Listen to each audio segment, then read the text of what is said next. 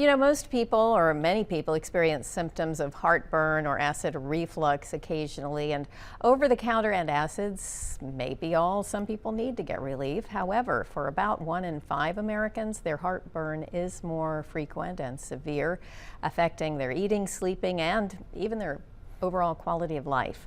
Joining us on today's Health Corner to discuss how these symptoms can sometimes become a bigger issue, Memorial Health System General Surgeon Dr. Scott Blackburn. Dr. Blackburn, thank you so much for joining us today. Good to have you on the show. Yeah, this is something that a lot of people can unfortunately relate to. I mean, I've had it a time or two myself. So, but at what point does this become something that might benefit from not only prescription medications, but maybe even a procedure?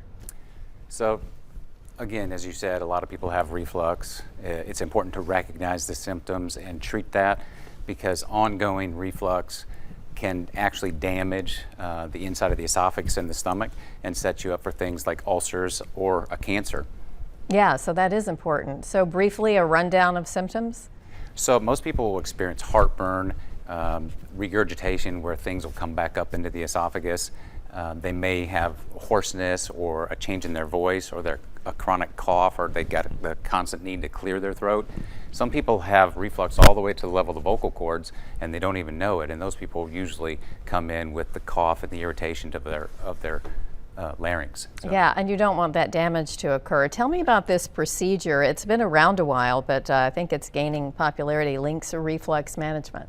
So again, there's been lots of surgical literature to support this new device. It's a ring of magnets that goes around the bottom of the esophagus, much like the candy necklace that we ate as a kid. I remember that stretches. As you swallow, the ring of magnets let the food go through, and then when it closes, it keeps reflux and the acid and stuff from coming up from below. So you perform that procedure. Who's a good candidate? So people, obviously there's a screening. There's several tests that we do to actually determine who's an official candidate. But people that have reflux or dysphagia, trouble swallowing, that kind of stuff, those people would be candidates for the workup. Okay, great. Well, Dr. Scott Blackburn from Memorial, thank you so much for joining us. It was good to have you on the show to share these tips.